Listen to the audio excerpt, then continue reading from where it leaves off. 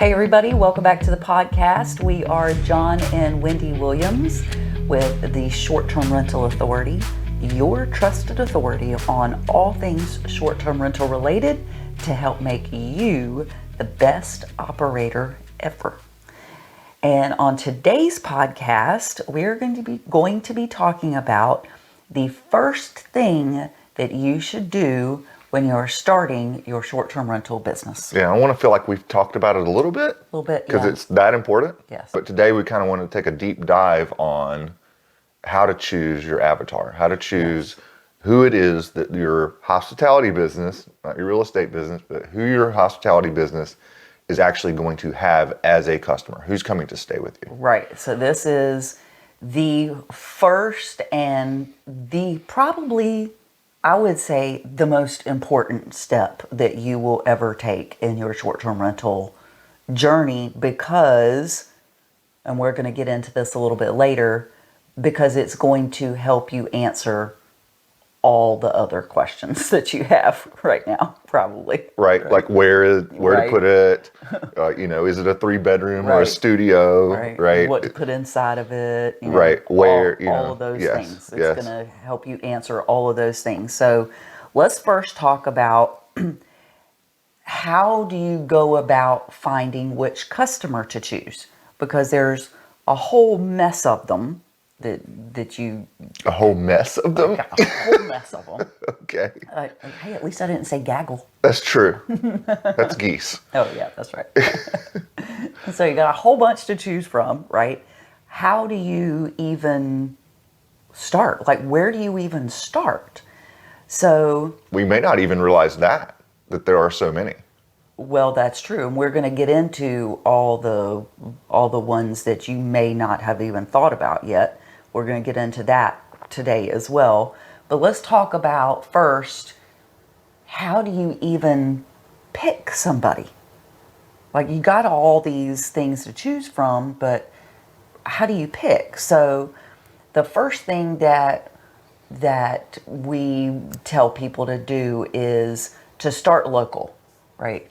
Yeah. So you want to be in your backyard as much as possible. Yes. Especially for your first several. Especially for your first couple. First one for sure. Because you are going to be going to the unit a lot until you have somebody to do that for you, but you probably aren't going to have somebody do that for you at first, right? Yeah, and it's not only that, it's just there's all these other moving parts that you don't realize until you're doing it, and it's way easier, and in my opinion smarter, to start local to where you can actually go there if you need to for whatever reason, that you can put eyes on that property, that you're not overly reliant on something like, oh, well, I guess I got to hire a property manager because it's 5 hours away or it's across the country or whatever, right? And then you find out, well, all your revenue goes out the door to the property manager. And even then, you don't really have a sense of what's going on there, right?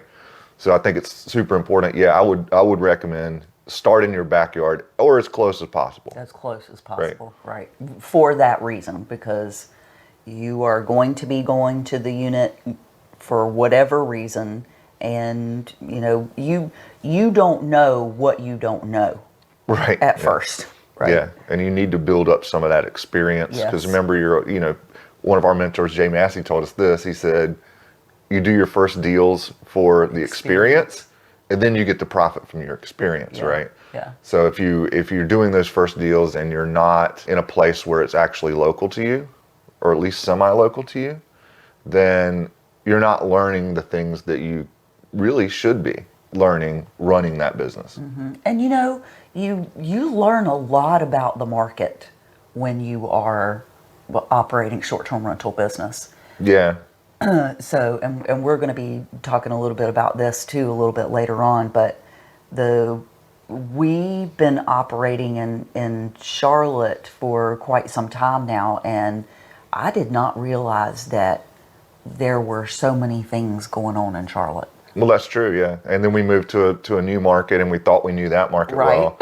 But that is one of the things that people will do. They'll say, well, okay, I'll start local. I know my area. Yeah, you right? think you do. And you think you do. Yeah. And then you find out that, oh, I didn't know that was going on. Because people will come stay with you and you didn't even realize that existed as a thing. Right. Right? Because it's not in your sphere of awareness. Because it's just not something that you do. Right.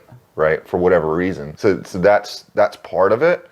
But that's like after you get started, right? Like you don't want to start and then say, okay, who's coming there? And then, right? That's bad news. Yeah, because the whole idea is that you need to build this thing to attract the person that you want. That's the idea. To serve, right? Yes. The niche there. Yeah. So with that being said, if you are going to be starting locally in your own backyard, that kind of limits you geographically. That's true. Right. So your possible things that you could serve are narrowed down by geography. Yeah, they are. But I will say that it's probably not as narrowed down as you think. Even if you're in say a Myrtle Beach, right? Say I wanted a short-term rental in Myrtle Beach, would you immediately think vacation rental? Yeah. And that's it. Yeah. Like you don't even think about anything else. Right. But in Myrtle Beach, there are people that live there. That's true. Yeah. There are people that have, say, a fire in their house and they need a temporary place to stay. And they've got, mom, dad, 3 kids, a dog, and a cat. And that doesn't start sounding like a hotel room. Right. And it's going to take 6 months to rebuild the house. Yeah. Right? That exists, even in a vacation destination. That's true. There are people that are coming there for construction work. So say they're building something, a new theme park, a new whatever, There are people that come from out of town that are there for those purposes. Yeah. Right? There are hospitals in Myrtle Beach. Right. There are traveling nurses that travel to Myrtle Beach for work. Let's go through those. This would be a good time to actually go through some of the possible customer avatars that you could possibly serve. And what we've done is we've put them into categories. There's about 65 that we came up with, and we put them into categories. So let's do the categories. Yeah, and this isn't even an exhaustive list. No, but the idea is, hey, get the juices flowing. Just get the creative start thinking about, okay, who can I serve? Right. Because that's part of it. We keep saying you need to pick who you want to serve. Right. And the biggest problem a lot of times is figuring out, well, who could I serve? Right. What are the possibilities? So here's some possibilities, right? So we've got the corporate traveler, the life events traveler, the entertainment traveler, the medical traveler, the military traveler, the seasonal or tourist traveler, the academic traveler, the emergency traveler, and the voluntary relocation traveler. Right. And those are broad categories. Yes. So give me some examples of Got it. some things in each that category. Okay. All right. So let's start with the corporate traveler. And of course, these are people like salespeople who work for a business, and they are coming to the area to sell something.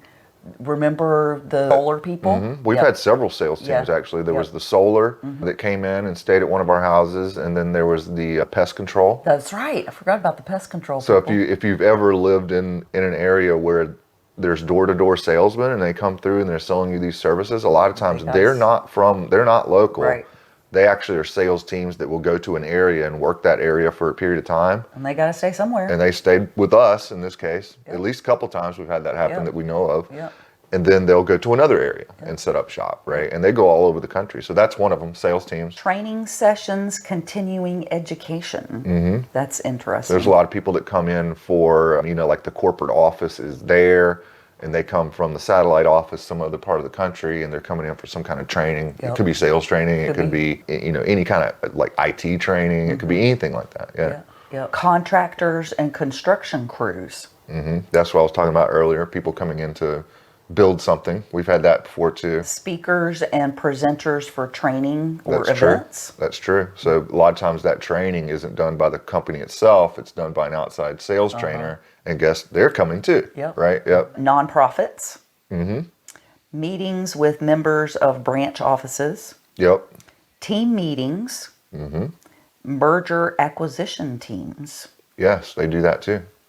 Yep. So those are just some examples of the corporate traveler that you could serve. The life event travelers are the people that we serve. It's one of them. Yeah. Yeah, one of them that we serve. So that's people coming for life events such as weddings, funerals, birth of a child or a grandchild, adoption even. We had somebody come who was adopting a child. We also had someone coming who stayed with us who was getting inseminated. Yeah. Did I say that right? You did. It's just shocking to say insemination. But I had no idea that there was an insemination clinic Yeah. around here. I didn't either. Yeah. Until she came and said, hey, I'm doing this. This is what I'm doing. Graduations, family reunions, holiday gatherings. We get a lot of that. Yep. Especially around, holidays. Adoptions, births, and home remodeling. So a lot of people are doing that too. We get quite a bit of that as well. Somebody's remodeling a kitchen or something and they need a place for a couple of weeks or whatever. Yep. Happens all the time. Yep. And those people tend to be local. That's right. Yeah. So a lot of people are you'll hear some people say, "Oh, don't serve locals. That they're bad news." And Well, they're trying to prevent parties. I understand that. Right. I get it. But they haven't realized that there's a ton of locals that need those services. Yeah, for this reason. Right. So we actually had somebody, one of the neighbors' mom came to stay at one of our houses. That's true. So that she could be right next to her daughter, because I believe her daughter she's pregnant and she's having so it was a baby. one of those birth of a child things. Yep. Okay. Entertainment travelers. These are people coming to things like concerts, Football games, basketball games, sports, any kind of sporting events, festivals. We have that's right. Yep. We have the Renaissance Festival here. If you've never been to a Renaissance Festival, you must go and eat one of those big old turkey legs.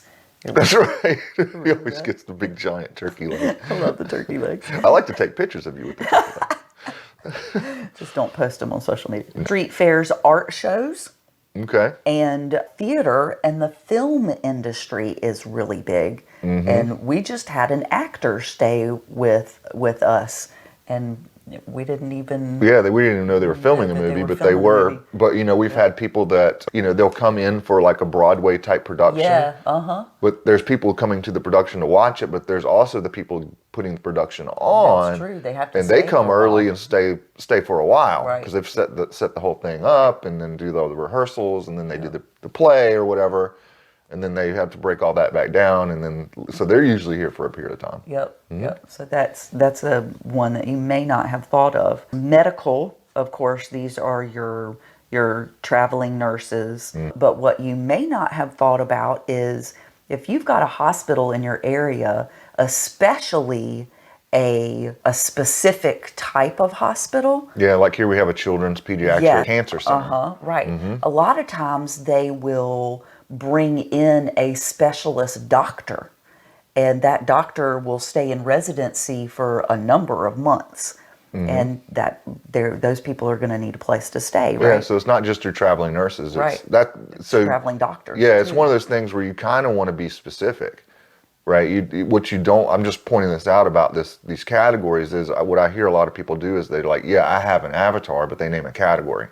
Right, medical professional. Like medical professionals. Right. Well, that's great, but is it traveling nurses or is it the traveling surgeon? Right. Because those are two different people. They're two different experiences too. Yes. And we're going to talk about that in just a second.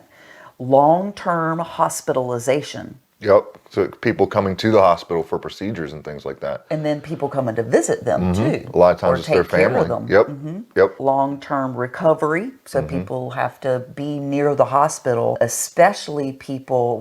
I was coaching a student down in Florida, and there was a plastic surgeon, and she was serving people who were coming to get plastic surgery. No, that was Fort Worth, Texas. Oh, was it?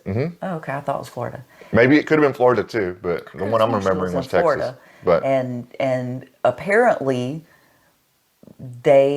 people come from all over. People have people who have plastic surgery have a long recovery time. Yeah, and they can't fly. And they so can't So they fly. fly in. Yes, and they have the stay procedure for- done, but then they can't just get back on a plane Right. because they've just had surgery. Right. Right. And there's also like complications could happen and all this other kind of So thing. they have to be near the hospital just in case, right? Yep. So emergency, elderly parent being relocated to assisted living. Oh, we had that during COVID.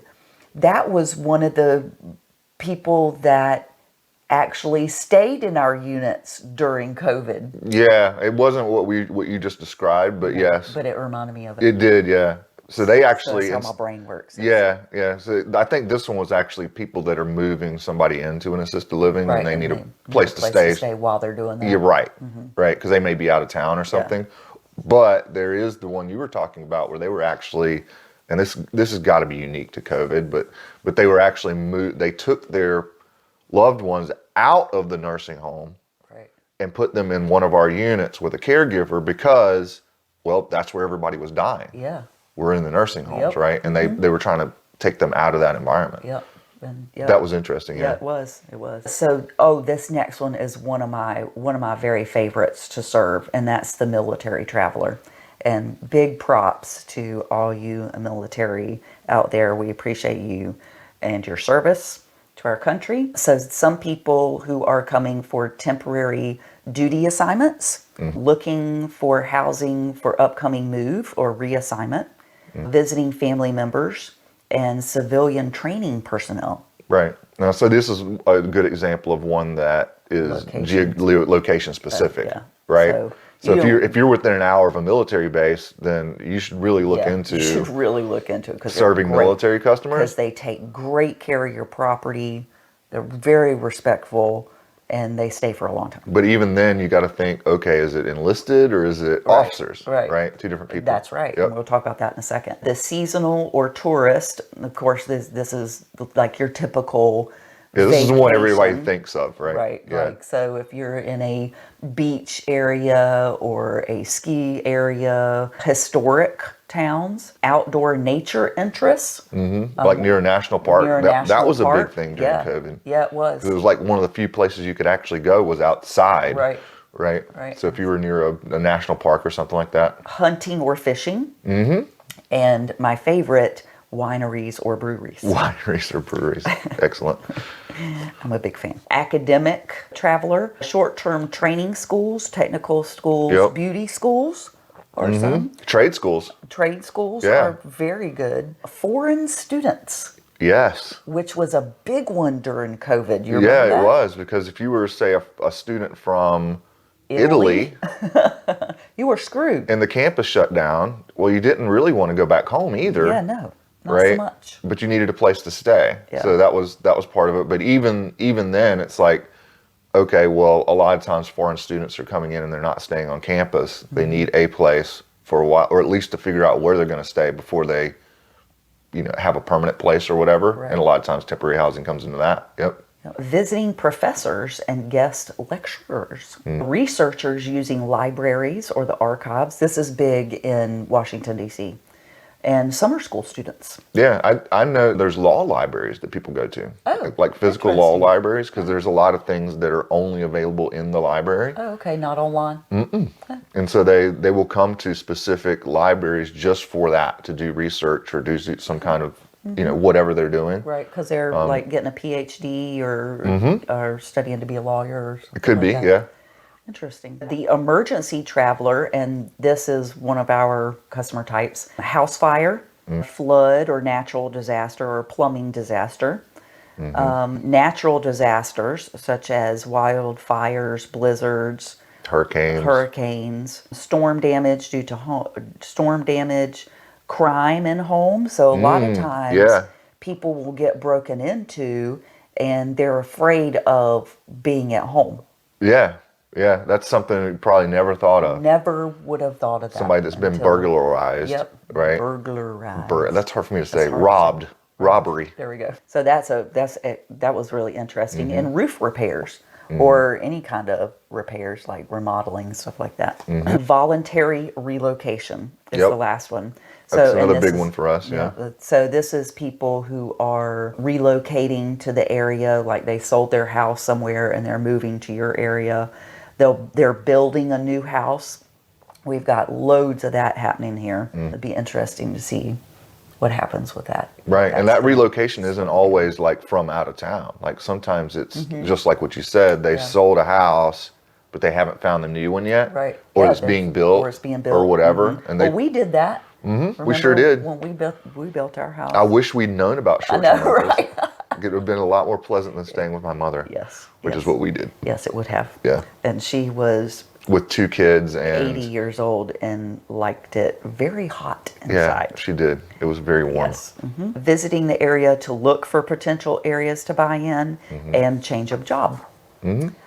So we actually have this available for download. If you want to contact us, you can find us online, I'm sure, the Short-Term Rental Authority. So those are some of the categories, and the idea was just to get the creative juices flowing, right? Just to put it out there of some things that you could, some possible people that you could serve, and you could probably think of a lot more people. Yeah, there's many more. There's many your more. area. Yep. So, but the idea is to really niche that down into 2, 3, 4, 5 max. No more than 5. No more than 5, because the and there needs to be some overlap there too, because there's such a thing as the level of service that you are providing for guests too. And you hit on this earlier. You could be serving a medical professional, but the medical professional, it could be a nurse, but it could also be a surgeon as well. Right. And their expectations are going to be totally different. Yep. Right. So now we're talking about which level of service. So not only do you want to pick an avatar, put 3 to 5, but you also need to choose a level of service. And we liken this to Walmart, Target, or Nordstrom type level of service, right? So the Walmart type experience is very budget conscious. They're really kind of shopping on price here. Yeah, and all 3 of those stores sell something similar. Yes, right? They do. Like you can buy a shirt at all 3 of them. Yeah, that's true. But your expectation of quality at one is different than at the other. Yes, it's all about the expectation. And what your customer experience is, or maybe, even how easy is it to return something might be, a different experience at those different places. Right. So that's definitely something to consider. So that's something to consider as well, and those different levels also have different things that they value. That's true. Right. So some people may value the location, right? So location's going to be really important to some people, whereas it not so much to other people. Convenience and convenience to certain things, like well, some people are they driving and they need parking available? Yeah, parking's gonna be or is really it like important to mass some transit's way more important, and I need to be able to walk to the grocery store? Right. Right? So those are 2 different people expecting 2 different things, but that answers the question of, if I know who I'm serving, now I know where to go put that thing.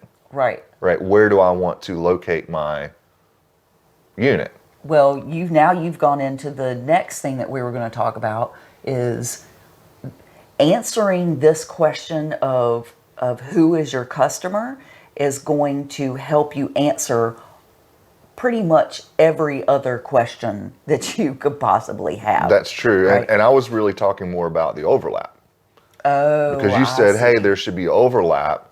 And really, there should be overlap in the customer types that you pick. Like an example would be, which is why I was mentioning location and things like that, is if I want to serve travel nurses and families with children, Those things aren't very compatible. Yeah, they're not. Because a traveling nurse starts sounding like, okay, something near the hospital that's maybe a studio apartment because they're budget conscious and they're traveling alone, versus family with children who probably values, well, Privacy. quiet and privacy Right. and a larger space. Yeah. Like they probably want a 2-3 bedroom Right. with maybe a yard because they've got a Right. dog. Right. Right. So when you choose these avatars, you want to choose 3 to 5, but you want 3 to 5 that are compatible Right. in all of those things: location, type of property, all those kind of things. So maybe travel nurses goes really well with traveling business person who's also alone and values being uptown where the hospital is. Right. Right. And family event travelers goes real well with military travelers too. Right, because they can tend to be the same type of people. Yep. So you got to be thinking about, like, what age are they even? Yeah, for right? sure. Because Are they the age that they're going to have young children Yep. traveling with them? What's their income levels, which you were alluding to as far as level of service? You know, are they expecting Egyptian cotton sheets, Right. or do they not value that because they'd rather have a lower nightly price? Right. And so those are things to consider when you're developing these avatars. Make sure that you pick some that are compatible, I guess is the way to say it. Right. So what we've done is we've chosen somebody like us. Yeah, the easiest thing to do is pick yourself. Right.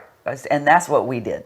Because, well, for one thing, you already know this person because you are this person, and you can anticipate almost their every need. Yeah, right? because that's what you're trying to do. Yes. And that's what creates a really great guest experience. It does, yeah.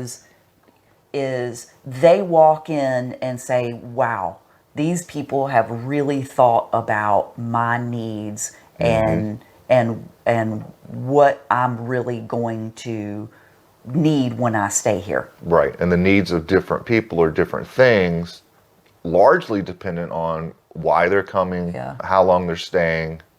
Like if you're serving people that are staying a long period of time versus just a weekend, well, now an indoor washer and dryer starts sounding like something you actually have to have. Yeah. Or a dishwasher, for example, where, you know, if you're staying for the weekend, are you really doing laundry? Probably not. Probably not. Right? So it's like, who do you want to attract? And you need to really niche down into who that avatar is. So, you know, kind of going through this list of, hey, here's the different people, great. But I always say, yeah, start with something that's closest to what you are, because like you said, you understand that. And then the other thing I would say, start with somebody you would actually enjoy serving. That's what I really like. I think that's part of it too, right? Because I think one of the mistakes it's actually a mistake. What people really want to do when they come to us is they want to say, who can I make the most money with? Right. Right? And then Right. you start We get that a lot. you start looking at the market and saying, oh, it looks like 3 bedrooms do a lot better than 2 Right. bedrooms. And you're looking at it that way. And while that may be true on paper, it's not always something that you would even enjoy serving, right? You might not even enjoy having 4-bedroom houses because it's constantly, you're worried about people having parties there because it sleeps 10, Right. right? That's just stressful. Where maybe I'd feel better serving business travelers because, well, there's smaller spaces that don't tend to attract people that want to party. And I understand that customer type better, and I like they're here for a professional reason rather than just vacation, right? So I think a big part of it is who are you comfortable serving? And then, do I know that customer very well? Yeah. That's a big part of it, right? Is being able to anticipate their needs, and you know that customer so well that they don't even have to hardly ask you any questions, right? Because you've thought of just about everything. And it goes back to your marketing too. Like, that's why you attracted them in the first place. Yeah. Right? Right. So knowing who your customer is not only going to help you answer, what type of property am I going to get? Am I going to get a a studio? Am I going to get a 4-bedroom house? But it's going to help you choose the location, right? Because now that you know why someone's coming, well, you're going to want to be around that general area. I mean, if you are serving the military, for example, you need to be around a military base, right? So it's going to answer what to put inside your unit. Even, some people may not even value a desk or a pack and play or those kid things, because you're not serving children, right? Maybe the traveling nurses really value blackout curtains. Yeah, and not being on a busy street. And not being on a bed. That's a good one. Because a lot of them are working nights and sleeping days. Because they work nights and sleep during the day, right? Yep. The property type, the feature photo, and where to market. Yeah, I was talking about that. So, like, what do you say in your title? Yeah. Like, what do you say in your listing? In your description. What's your first 5 pictures? Yep. Well, all of those are centered around who am I trying to attract? Yep. Right? Because we've always, just a little nugget here for you, but in your title should have features in it. The worst title you can have is cozy place to stay, 1 bedroom. Right. Cozy 2 bedroom. Because what does that really mean? Right. I'd rather see, at least in your title, it should be something that speaks to the avatar that you've chosen. So, for example, if I'm doing a business traveler, for example, I'm going to, in my title, say something like high-speed Wi-Fi, dedicated workspace, printer included. Right. Close to such and such area. Yeah, like 2 miles to convention center. Yeah. Right? Right. But if I wanted to serve because in Uptown Charlotte, you could serve either. If I wanted to serve people that were coming for sporting events, I might say 2 miles to Panthers Stadium, where the Panthers play football. Yeah. Right? But those are actually the same location. It's just, what am I choosing to point out it's close to? Right, for example. Right. So we hope that you have found loads of value in this episode, and stay tuned for the next exciting episode. And be sure to like and follow us, and so you get notified of the next exciting episode that's coming out. All right, on to the next. On to the next.